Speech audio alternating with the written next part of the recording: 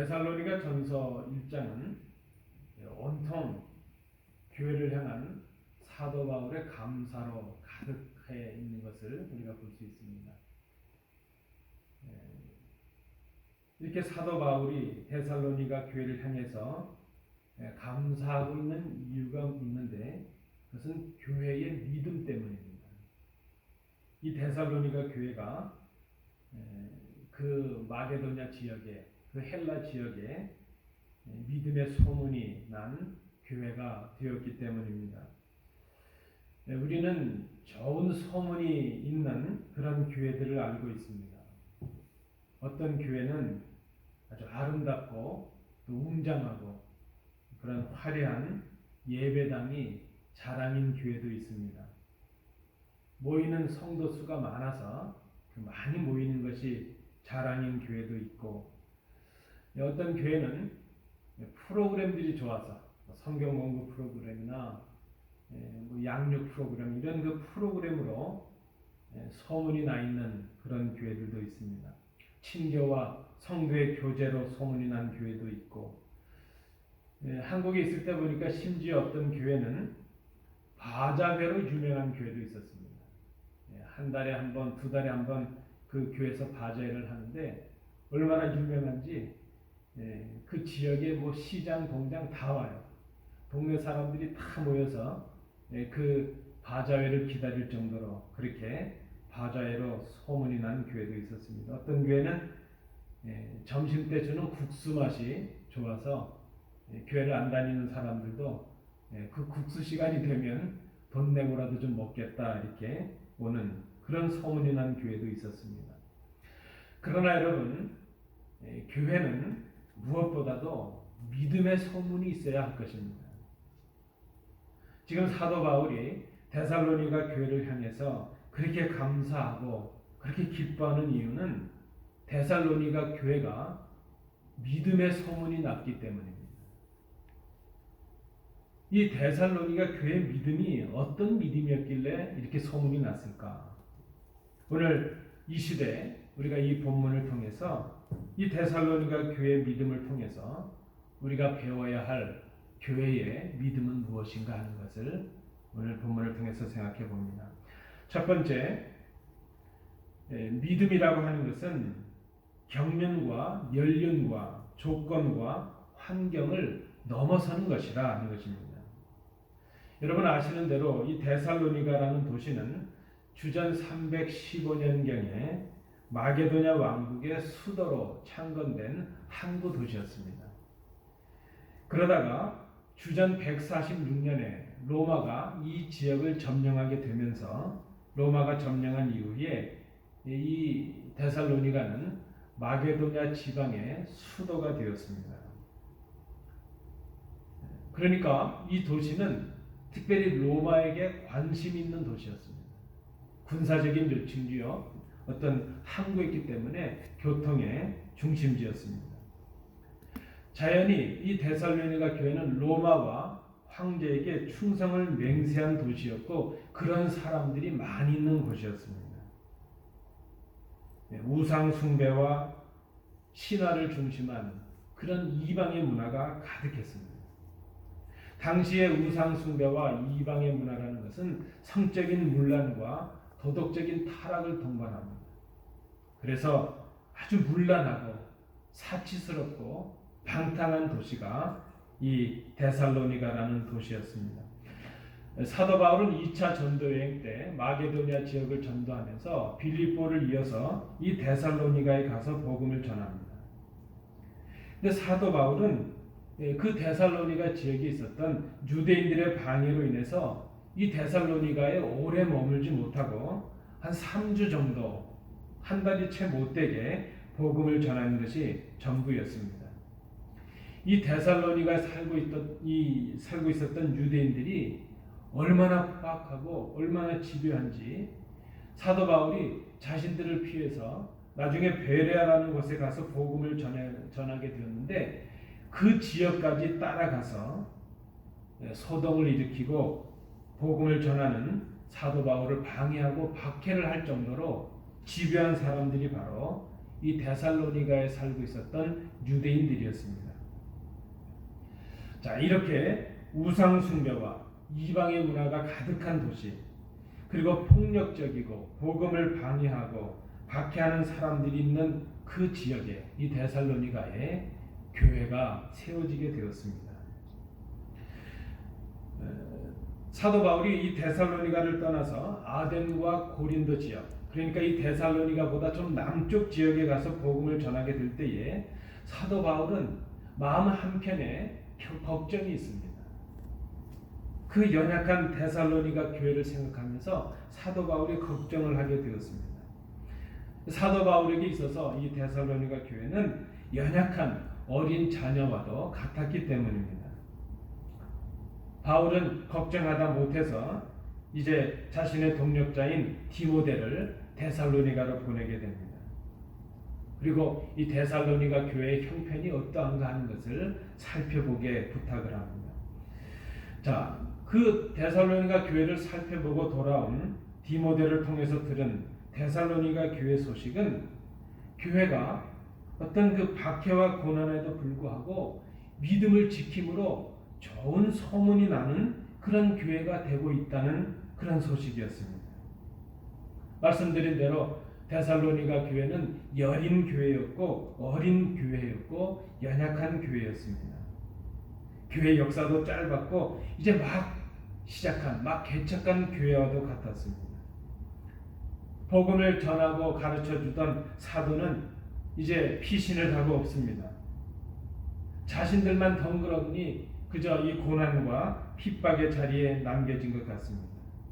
그리고 그 교회 자체적으로도 그 어려운 교회를 인도할 만한 지도자도 아직 없습니다. 그런데 이런 환경과 조건 속에서도 데살로니가 교회는 믿음의 소문을 내는 교회가 되었다는 것입니다. 여러분, 좋은 소문을 내는 그것은 환경이나 조건의 문제가 아니라 믿음의 문제라는 것을 우리가 생각하게 됩니다. 우리가 생각하고 있는 믿음, 우리가 간직한 믿음은 결코 역사나 연륜이나 경륜에 따라서 좌우되는 것이 아닌 것이라 하는 것이죠. 믿음은 환경과 조건에 따라서 좌우되어서는 안 되는 것입니다. 믿음은 소유의 많고 적음에 따라서 달라져서는 안 됩니다. 믿음은 얼마나 교회 오래 다녔는가, 얼마나 많은 성경 지식이 있는가, 얼마나 지금 편안하고 건강한 상태에 있는가, 얼마나 가진 것에 여유가 있는가, 거기에 달려있는 것이 아니라는 것입니다. 여러분, 우리는 언제쯤 되어야 이런 소유와 환경과 우리의 감정과 기분과 우리의 조건의 상태를 넘어서는 그런 믿음을 가질 수 있을까? 우리의 믿음이 너무 환경의 지배를 받고 소유의 지배를 받고 우리의 감정을 따라서 아침이 다르고 저녁이 다른 그런 믿음을 가지고 있다면 그런 믿음은 성숙한 믿음이라고 말할 수가 없다는 것입니다. 여러분, 요즘같이 어려운 때가 있었겠습니까? 바이러스 위기가 있고 그로 인한 경제적인 위기가 있고 우리의 삶이 침체되고 단절되고 그저 이로 인해서 교회 존폐 자체도 어려움이 생기고 여러분, 우리가 살아온 생 중에 지금같이 어려운 때가 또 있었겠습니까? 그런데 비록 우리의 환경과 조건은 열악해질지라도 그 환경을 따라서 우리의 형편을 따라서 우리의 조건을 따라서 우리의 믿음도 약해져서는 안 된다는 것입니다. 밤이 깊으면 깊을수록 별이 더욱 빛나는 것처럼 우리가 어렵고 어두울수록 우리의 믿음은 그저 그 환경에 굴하지 말고 드러날 수 있어야 된다는 것입니다. 우리가 데살로니가 교회를 통해서 이제 발견해 볼 수 있는 데살로니가 교회의 믿음 그 첫 번째 모습은 그들의 믿음은 환경을 뛰어넘는 삶의 조건과 그런 경륜과 연륜, 자신들의 마음의 상태, 가진 것의 유무를 뛰어넘는 그런 믿음이었다는 것입니다.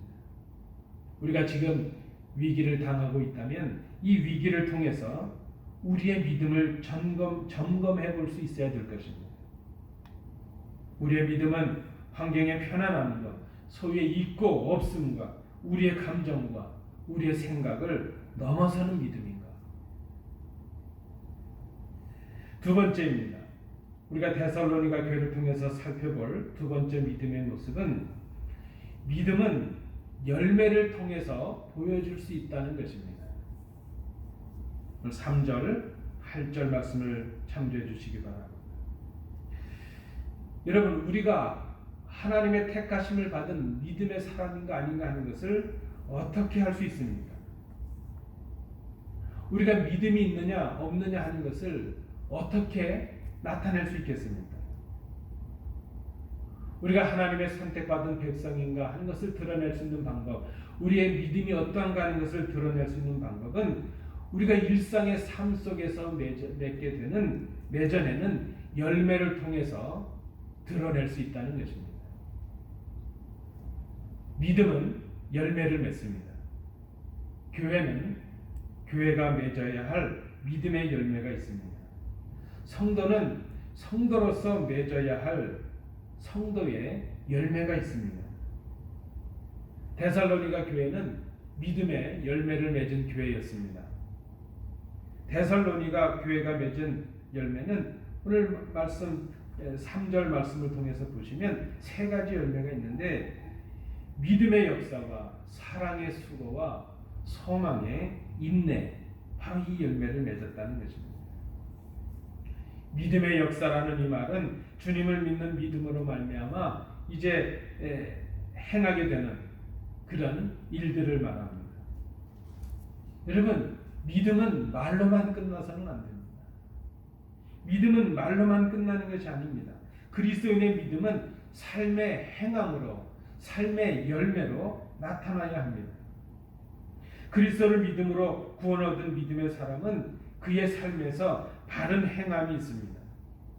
데살로니가 교회는 복음을 따르는데 이제 그들의 삶 속에서 믿음의 열매가 있었다는 것입니다.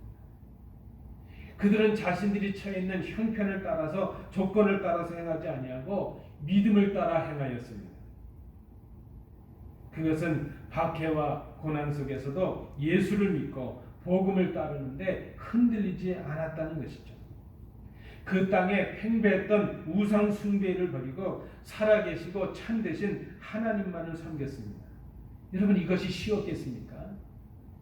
온갖 박해와 방해 속에서 예수를 믿는다는 것 때문에 이제 목숨의 위기를 당해야 되고 고난을 받아야 되는 그 속에서도 그들은 흔들리지 아니하고 믿음의 열매를 지켜냈다는 것입니다. 복음을 통하여 예수를 믿고 그 복음에 순종하며 살아가는 일, 그 어려운 속에서도 말씀대로 살아가려고 애쓰는 일, 오히려 그 말씀을 증거하는 일. 오늘 본문에도 보니까 그들의 복음의 증거가 전 아가야 지역을 넘어서 헬라 지역까지 퍼진 것을 봅니다. 여러분, 교회는 믿음을 따라 행하는 열매가 있어야 할 것입니다.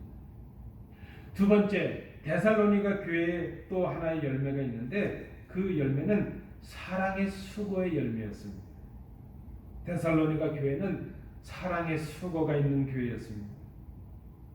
사랑의 수고라는 이 말은 복음의 순종함으로 형제를 섬기는 그런 헌신과 희생을 의미합니다.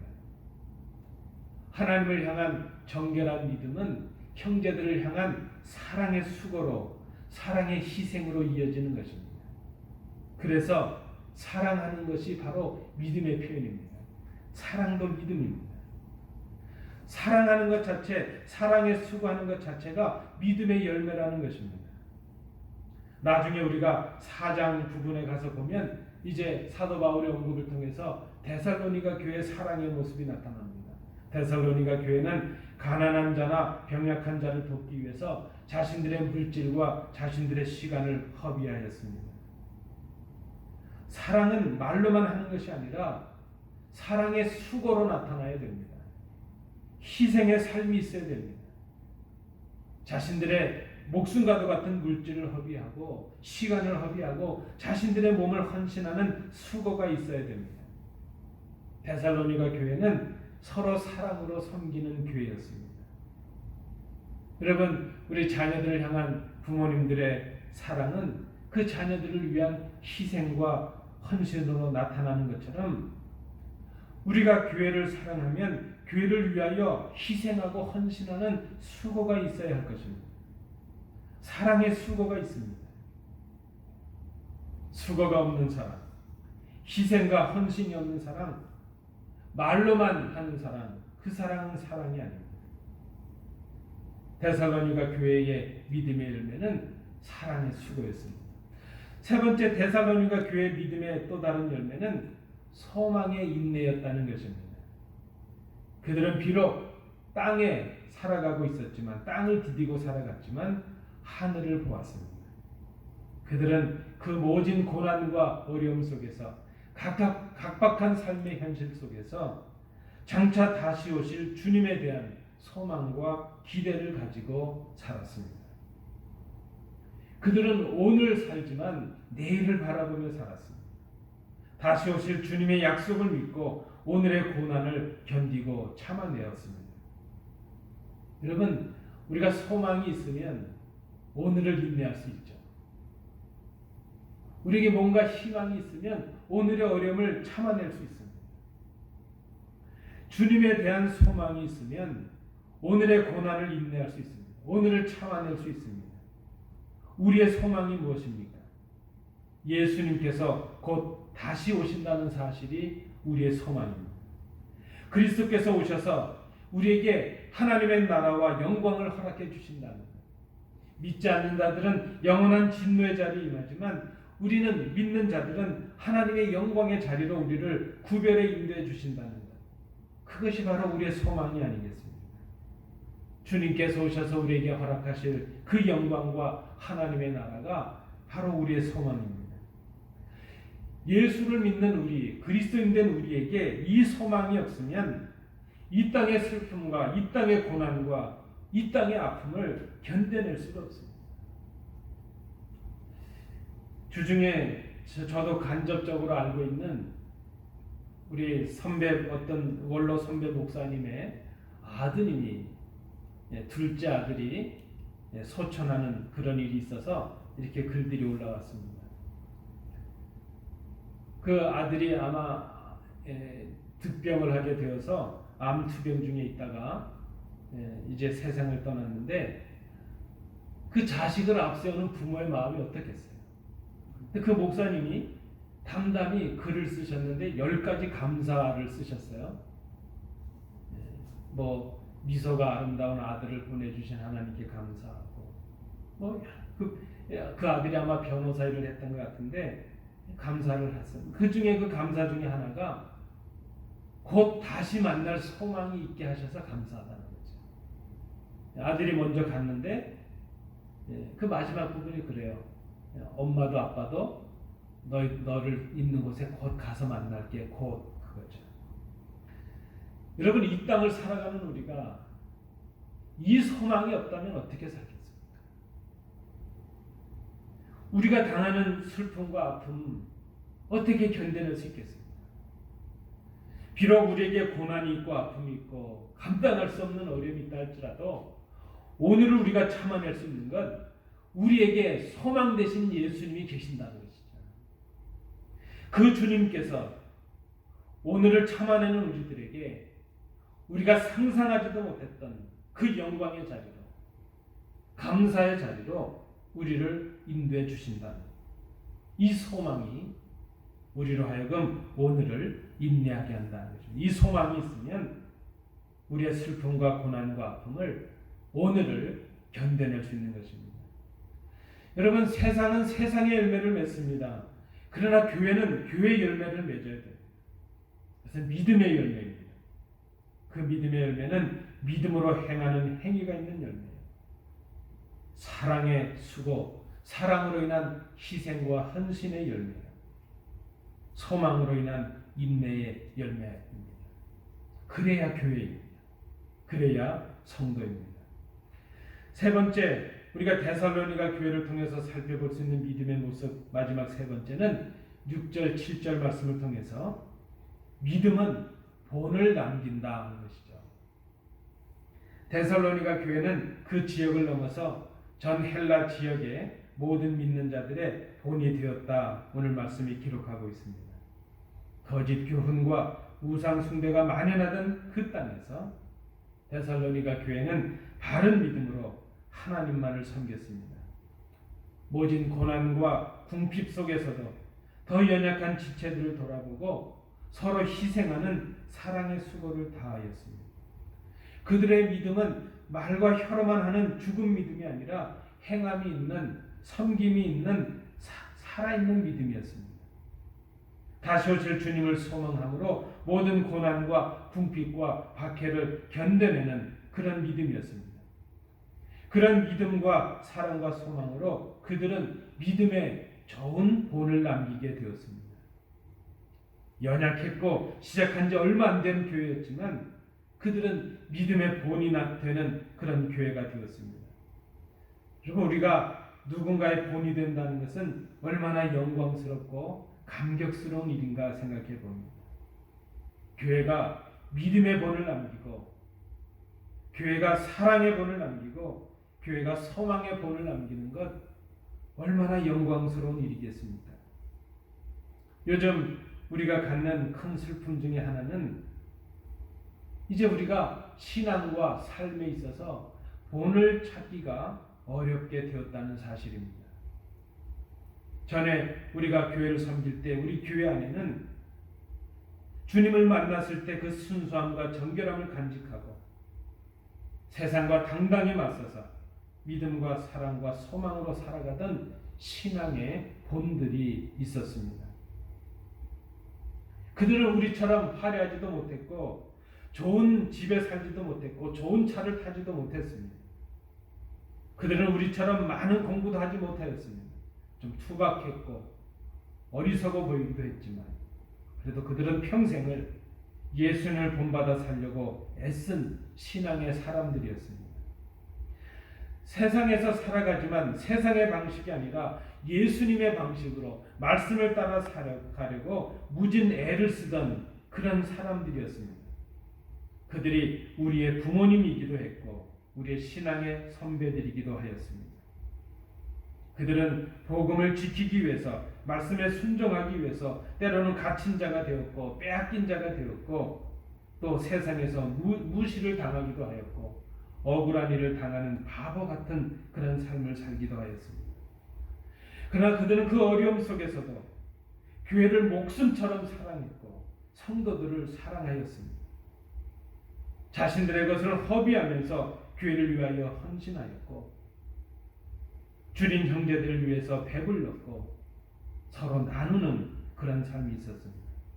그들의 눈물과 헌신과 기도로 오늘의 교회들이 이 땅에 세워져 있습니다. 그러나 더 이상 우리 교회들 안에 우리가 본받을 신앙의 선배들이 없다는 사실이 우리로 하여금 큰 슬픔이요 아픔을 경험하게 합니다. 그런데 여러분, 우리가 더 이상 우리 스스로 본받을 자가 없다는 슬픔에 잠겨서 낙심하기 전에 생각할 것이 있습니다. 누군가가 우리를 바라보면서 그런 생각들을 하게 될 것이라는 바로 그 말씀입니다. 이제 나는 어떤 믿음의 본을 남기게 될 것인가? 나는 지금 누군가에게 어떤 신앙의 본을 남기고 있고 어떤 삶의 감격을 남기고 있을까? 여러분, 우리가 머물다 이제 사라지게 될 이 자리, 우리의 후대들이 이곳에 와서 우리를 어떻게 기억할까? 지금 이 교회를 섬기던 우리의 후대들은 어떤 본으로 기억하게 될 것인가? 우리는 어떤 본으로 남겨질까? 이 지역의 사람들이 우리를 어떤 본으로 기억하고 우리를 이어 교회를 섬길 우리의 신앙의 후대들이 우리를 어떤 믿음의 본으로 기억하게 될까? 데살로니가 교회가 이렇게 본을 남기게 된 이유, 그들은 본을 남기기 전에 먼저 본을 따르는 교회였다는 사실을 우리가 잊지 말아야 될 것입니다. 오늘 본문에 보니까 그들은 사도 바울과 주 예수 그리스도의 본을 따르는 교회가 되었습니다. 좋은 본을 남기기 위해서, 좋은 본을 남기는 사람이 되기 위해서 먼저 해야 될 일은 좋은 본을 따르는 일입니다. 가르치기 위해서 먼저 해야 될 일은 배워야 하는 일인 것처럼 본을 남기기 위해서는 본을 따르는 일이 중요합니다. 데살로니가 교회는 먼저 사도 바울을 통하여 주님을 본받는 교회가 되었습니다.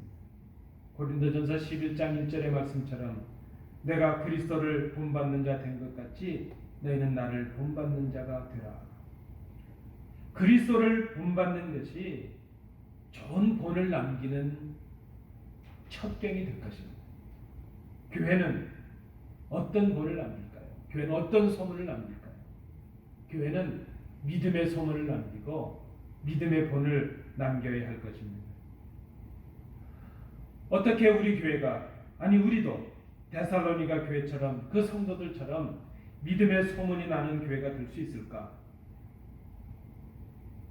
어떻게 우리가 주님을 본받는 신실한 교회가 될 수 있을까? 오늘 6절 말씀을 우리 함께 읽습니다. 또 너희는 많은 환난 가운데서 성령의 기쁨으로 말씀을 받아 우리와 주를 본받은 자가 되었으니. 여러분, 말씀을 받는 곳에 성령의 역사로 인한 변화가 있습니다. 말씀을 받는 자리가 환난의 자리이건 역경의 자리이건 말씀을 받는 그 자리, 말씀의 사건이 있는 그곳에 성령의 역사가 일어납니다. 데살로니가 교회는 환난의 자리에서도 기쁨으로 말씀을 받았습니다. 환난의 자리에 있지만 기쁨으로 말씀을 받을 수 있다는 것, 그 자체가 성령의 역사였습니다. 그것이 바로 능력이었습니다. 그 성령의 역사는 그들의 삶의 변화로 이어졌습니다. 그들의 믿음과 사랑과 소망이 좋은 소문의 이유가 되었는데 그것이 바로 말씀을 통한 성령의 역사로 가능했습니다. 우리가 어떻게 본을 남기는 교회가 될 것인가? 우리 각자가 말씀의 사건 앞에 그 능력을 경험하는 것입니다. 우리의 자리가 어떠다 하든지, 지금 역경 속에 있든지, 우리의 감정이 어떠하고 우리의 소유의 유무가 어떠하든지 우리 있는 그 자리에서 말씀을 받는 것입니다. 말씀의 사건이 일어나게 하는 것입니다. 그때 성령의 역사가 있고 그 성령의 역사로 인하여 우리에게 변화가 일어납니다. 말씀을 맺습니다. 우리가 섬기고 있는 메갈렌 한인교회는 어떤 소문을 내고 있을까? 이 지역에 어떤 소문이 있고 믿는 자들에게 어떤 소문을 내고 있을까? 우리 교회는 어떤 믿음으로 평가가 될까? 메갈렌 한인 교회의 믿음은 오늘 이 교회를 섬기고 이 교회를 구성하고 있는 우리 성도들 각자의 믿음으로 평가가 될 것입니다. 그 믿음은 우리 각자의 말씀의 사건으로 인한 성령의 역사가 있을 때 가능합니다. 데살로니가 교회는 환경과 조건을 뛰어넘는 믿음의 교회였습니다. 그 교회는 믿음의 행위와 사랑의 수고와 소망의 인내의 열매를 보여주는 교회였습니다.